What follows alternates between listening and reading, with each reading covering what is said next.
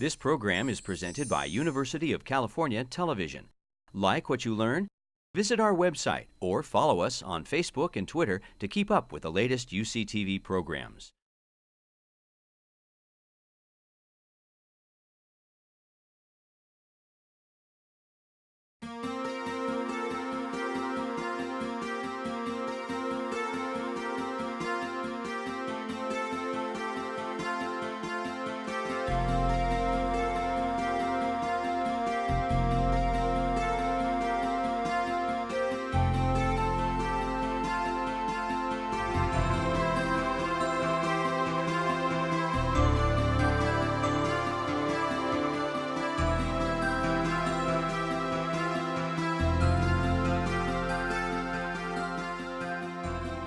Good morning. I'm Corby Kummer from The Atlantic, and what I'm very lucky to have is on the stage with me Laurie Garrett, who has been writing books that I've been reading for a very long time. They always scare me.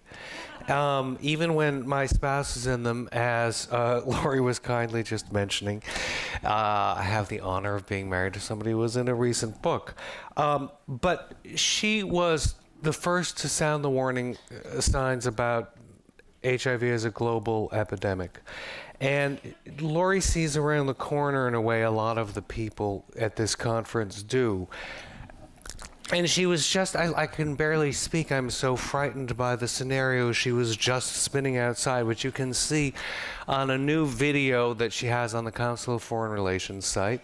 And she has a cover story in Foreign Affairs, their magazine, as you all know, coming out in 2 weeks. So we will see that. And I'm going to ask you to spin some of those scenarios, and I hope that you've had a very pleasant and calm breakfast. And but it had to do with printing and new viruses. We've all been reading about the new flu viruses and jumping from birds to humans, and they can jump from lab to humans. So tell us about the labs. Well, I know you've all been having bliss meters and stuff, and I'm going to be in a whole other ballgame here. Probably most of you have heard about H5N1, the bird flu virus that emerged in 1997 and fortunately has not infected very many human beings yet, around 600 or so, but it has a 66% mortality in humans if they do get infected. So it is the single most lethal virus we have seen in circulation in human beings as a potentially transmissible virus. Fortunately, so far, its main target is birds. It has not adapted certain key genetic changes that would make it readily transmissible between human beings through the air, like a normal seasonal flu is. And then just this year, another bird flu virus, H7N9, emerged in China, and it has about a 44% mortality rate, and it has indeed circulated in humans. And it seems to have made a genetic change that the H5N1 has not made, that could make it, give it the capacity to spread between humans readily. So there's a new trend. There's two huge new trends in biology. One of them here, I'm sure everybody in this room is familiar with, synthetic biology. The second is something you're probably less familiar with, gain-of-function research, or GOF. What has happened is that a lot of virologists are now, in the name of public health, merging the two to perform experiments that give circulating viruses capacities that they don't have in nature in order to see what if. So first a Dutch lab that was funded by the NIH turned H5N1 into a virus that spread between ferrets through the air, ferrets as a surrogate for humans. Then a lab in Wisconsin basically turned out to do the same experiment.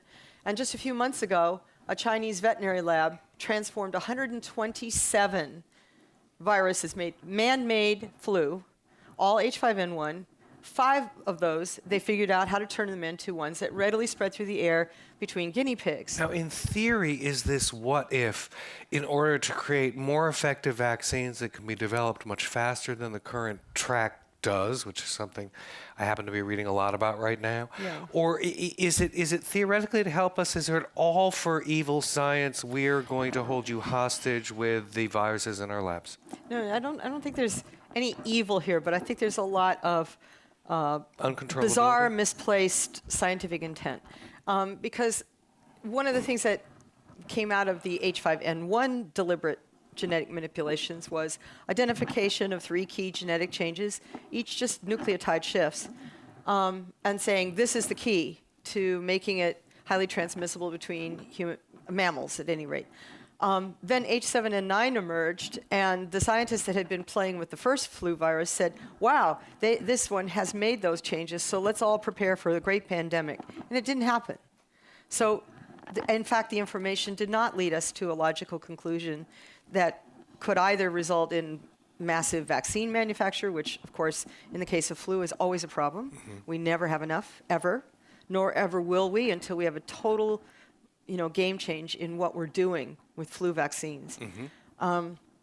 But it also meant that we went on alert over a genetic shift that did not, at least so far, turn out to result in pandemic strain. But getting back to Minneapolis and the Netherlands, is the idea that once they understand how this mechanism works, they can trace the progress of new emerging threats in China and Southeast Asia faster because they're aware of the exact steps where it becomes more transmissible. That's the rationale, but it hasn't really worked out that way. Quite recently, we had the emergence of another virus called MERS, Middle East Respiratory Syndrome, coming out of Saudi Arabia, and we're all very, very nervous about it because the Hajj is coming up next week, and at that time, there will be a few million people pouring into Saudi Arabia, and part of the Hajj is to, walk around. To breathe on each other. Yeah, well, anyway. And we're a little worried about it now. This is a virus that turns out probably to come from Egyptian tomb bats, which is very Bela Lugosi, actually. And it is very similar to the SARS virus, which some of you may recall emerged in China in 2003 and went global. It was a very serious outbreak.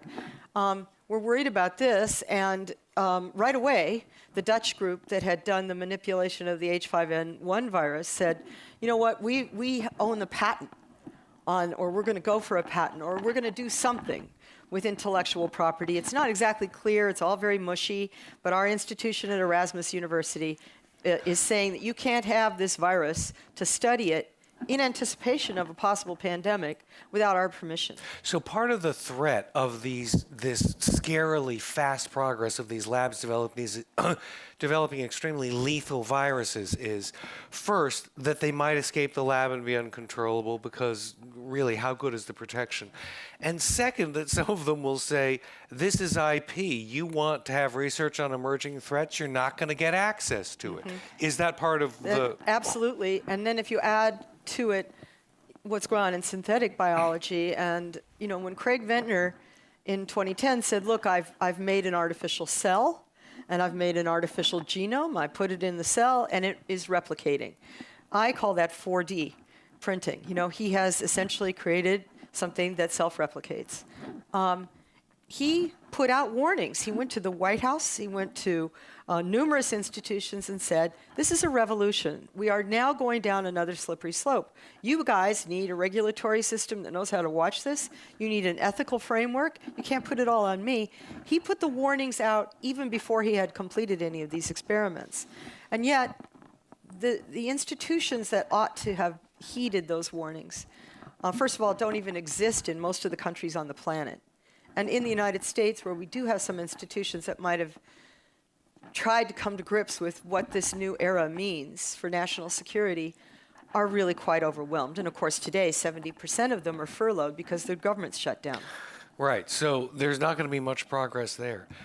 So that's one emerging threat. And before, I'm going to ask you to take us through some other emerging threats, because I was just reading on the CFR site a whole very, very alarming and very clear, data-rich series of posts you wrote this spring on the Council of Foreign Relations site about other emerging global threats we have to worry about. But you were mentioning 4D. This is 4D. And what was the 3D printing that you were talking about? Well, it was Craig Ventnor who actually first suggested this, and now several drug companies are actively working on it for good reasons, but it has some national security ramifications. And that is that it's now possible to design your own genomic sequence based on whatever you're plucking out of nature, or you're popping your ATCGs around any way you wish, and to send that sequence to a 3D printer that is loaded with nucleotides. So you're We read about this, but it just doesn't seem true. You're saying it's true. Some drug companies are already using the 3D printer mode to transmit necessary information for production of antigens for vaccines. Mm-hmm. So none of this is sci-fi, though there are some crucial steps that must be accomplished because it's sloppy. 3D printers are not hygienic, A lot of just as the way the early days of gene sequencing, people had a lot of noise, a lot of sloppiness. People are learning how to clean that up. We're in the same position now with the juncture between biologicals and 3D printing. And then the next step would be, there's already the phrase in Silicon Valley, 4D printing. That refers to creating structures that then self-form. Once they've come out of the 3D printer, either with water added or just in the air, they then take on a conformation. Well, I would argue that in biology, that 4D printing is self-replication. That is one thing to be thinking of in terms of scary little creatures emerging from our printers. Well, and it changes it from a national security point of view. The big shift now is that we've gone from a whole paradigm that was set up after 9/11 and anthrax, where we have a vast infrastructure designed to supposedly monitor for a top list of special pathogens, of scary things that we think bad guys could use. So it's everything from like Ebola to smallpox to anthrax, what have you. But we're now in an era where that's completely a waste of time and money, because now it's about information. I can send a sequence to somebody's printer thousands of miles away, and that sequence is the key to creating a dangerous organism. I hope there are some screenwriters in this audience. There's lots of ideas for plots that would. Well, I worked on Contagion. I was one of Soderbergh's 3 advisors for that movie. I recall that. And we did toss out some of these. And we got, I got for theatlantic.com, Tom Frieden to write a review of Contagion, to talk about whether that was a plausible scenario. So other plausible scenarios, since as you can see, Laurie is very far-seeing. I was very glad to read about global climate change and its effect on health, which I think people still don't quite understand the direct correlation. Can you tell us something about it? Well, actually, you mentioned the articles that are posted on the CFR website that I recently did about what I called the 5 existential threats to global health. One of them, I would say overall, let me just kind of reflect on this meeting a second. I really like the way the conversations here and the conversations at UCSD and Scripps and so on are about kind of these bigger holistic views, the brain connected to whatever, the environment and all that. And I think that global health has to move in that direction, or as an entity, as a phenomenon, it will become obsolete and useless. It is very clear that human health is already being impacted by climate change and will be more in the future.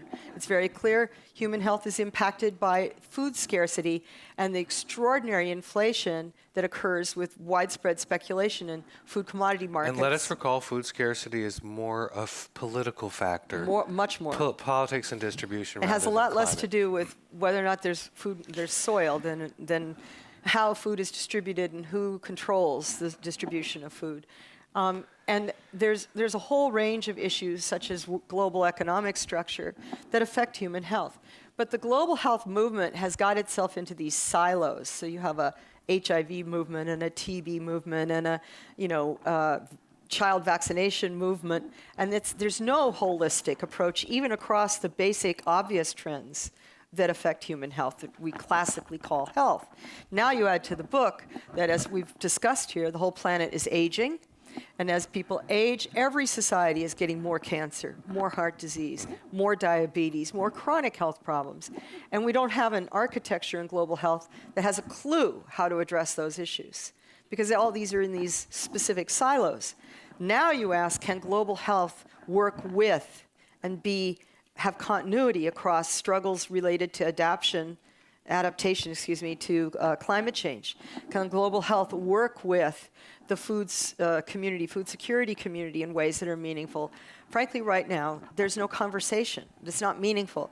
And one of the real problems in global health related to climate change is that everybody's going for a way to turn the climate change issue into financial advantage for their silo.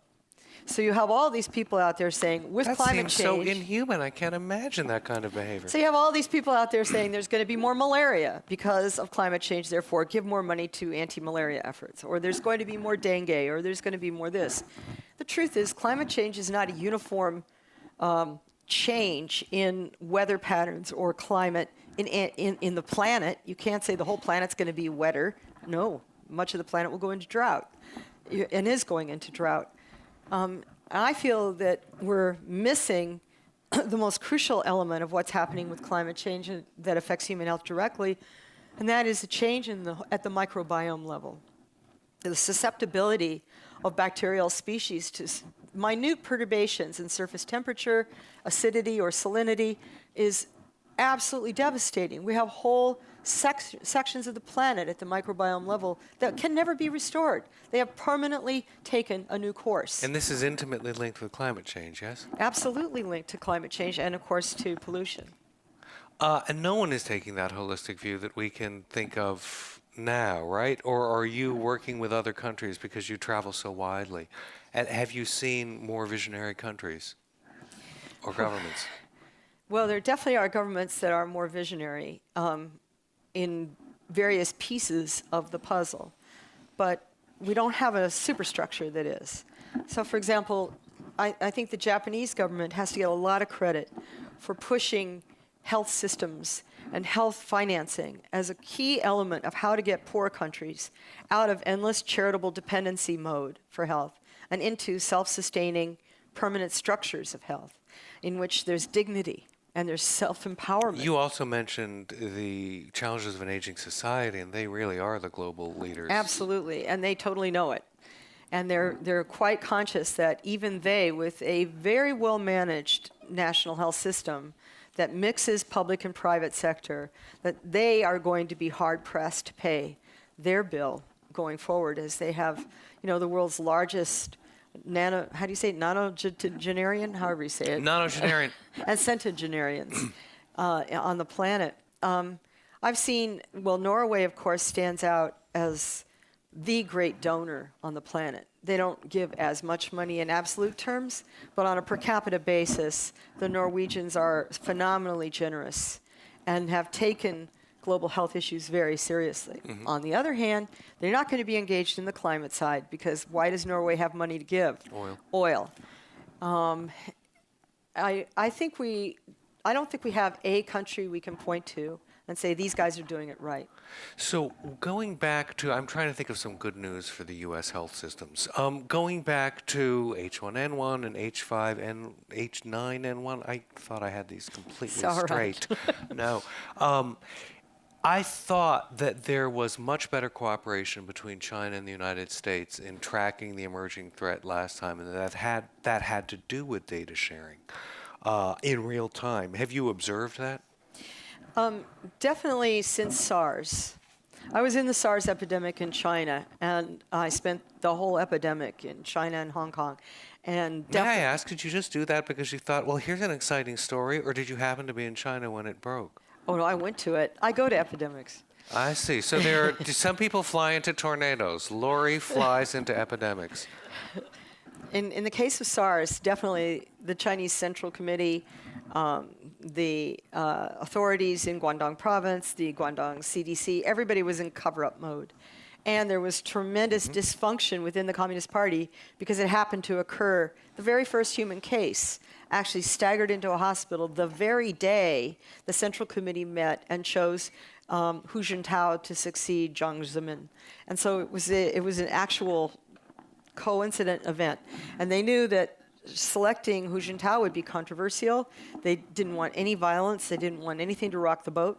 So it was, there shall be no disaster or crisis until all the way to April, when Hu Jintao's appointment would be officially certified by the People's Party Congress. This coincides with flu season. Exactly. And so the SARS lesson humiliated China. I mean, when they were caught lying, when it became apparent that they had not controlled it domestically at all, they basically had to turn the entire country into a massive public health quarantine. And everywhere I went, all over China, you would be stopped every 10 kilometers and get a fever check. And if you had a fever, there's no civil liberties. It's just, we don't care the cause of the fever. You now go to a quarantine center, and you're not released until we're absolutely sure you don't have SARS. So the civil liberties aspect was fairly horrifying, and we all saw that. But the massive deployment was kind of impressive. And would that ever help in a future epidemic? Well, I mean, China did things that we certainly could never do. I saw them build quarantine, high security hospitals, 1,500-bed hospitals with dedicated sewer systems and air purification and everything in 7 days. Oof. 7 days. Of course, the construction workers were like slave labor. They lived on the site, and these things just went up. And they did it first in Beijing, and then they replicated it in every province in the entire nation. But you asked about the cooperation. Mm-hmm. So SARS humiliated China. They knew they couldn't play that game anymore, that we'd left the era of covering up outbreaks. They finally stopped putting up roadblocks along with Russia and a few other predictable players to creation of new international health regulations. So finally, after the SARS epidemic, we got new, what's called the IHR, the International Health Regulations. Among the stipulations are all signing nations, which is almost every nation on the planet, must be transparent about outbreaks and must share samples of potential microbes that may be responsible for those outbreaks. So that's been put to the test now in the case of China, and they have indeed been sharing influenza samples pretty quickly. There's some other things where it's not been as great. If it's agricultural product, they're more likely to hold back, but almost every country is like that, including us. So that's really good news. But what about these, none of us wants to sleep tonight. We've slept enough in the past couple of days. So what about the idea of, creating viruses and releasing them because you're mad at somebody? Is that something that we really should be worried about, or is it just going to be for your lucrative movie consulting deals? We're getting closer and closer to that all the time. I mean, thanks to synthetic biology revolution and the extraordinarily rapid decline in all the costs related to sequencing, and MakerBot just put out and is selling through Radio Shack not only their 3D printer, but now a 3D scanner. Everything is, home utility now. You can, for about $9,000 now, and I'm sure it'll be about $900 in a couple of years, you can buy your own home genome sequencer, stick it in your kitchen. So what do you want to sequence, and for what purpose? I love the iGEM competition. Who here has ever heard of iGEM? Okay, we got a few synthetic biology literate folks here. iGEM is this competition that was originally created in, I think it's 2005 at MIT. The idea was to put college kids, and later they added high school kids, in competition over who could create novel organisms that self-replicated. And it's now up to, I think last year it was 178 novel organisms were created, mostly by high school kids. So if you don't know how to create, you have to call up your 16-year-old. And the devices, the mechanisms, the costs, everything have come down to rock bottom. So if your average 16-year-old kid who's a good science geek can make a microorganism, a novel microorganism with high school equipment, what's to stop a much more nefarious individual from doing so? Is anything to stop that? And should there be government regulations that we should be supporting? Well, the problem, and this is what I am writing about in the forthcoming Foreign Affairs, so you'll see my detailed recipes for what policy should be. But right now, everything to do with the regulation of and the safety of all of us in this room is about lists of pathogens and tracking key pathogens. But we're now in an era where it's about information. And as you know, in all kinds of other fields, monitoring the flow of cyber information is proving extremely difficult. It's very hard. The Dutch actually imposed an export control law on the Dutch researcher who made the novel H5N1 virus and said he was violating European Export Control Act by publishing how he did it. Because under the Dutch edict, this would be a cookbook for terrorists. They withdrew that, and then another court in Holland just about 10 days ago said, yeah, you violated the export control law. But isn't this frantically looking through the codexes to find a law that's on the books that they can use rather than forward thinking and trying to prevent in the future? And of course, you know, I think the synthetic biology revolution is terribly exciting, and we don't want to stifle it. We don't want all the promise of synthetic biology, and frankly, we don't want to stop people from doing barcoding of nature, you know, and getting out there and doing massive genomic sequencing. We need all that as part of our fight to monitor what's going on with climate change and loss of biodiversity. It's essential. But government, of course, wants to come up with a clean, obvious, you know, this is what we stop. And the danger is you go too far. You know, I think that there are a variety of ways that we can indeed go into this new era safely, but they involve realizing we've spent several $1 billion in the United States doing the wrong things post 9/11. And we need to change the way we think about the threat of terrorism / biological weapons. And of course, all of this has gotten to a new alarm level because of Syria and chemical weapons and concern that Syria also has bioweapons. How could I have forgotten that? We can thank Laurie Garrett very much for being able to talk about anything to do with health. Thank you very much. Thank you.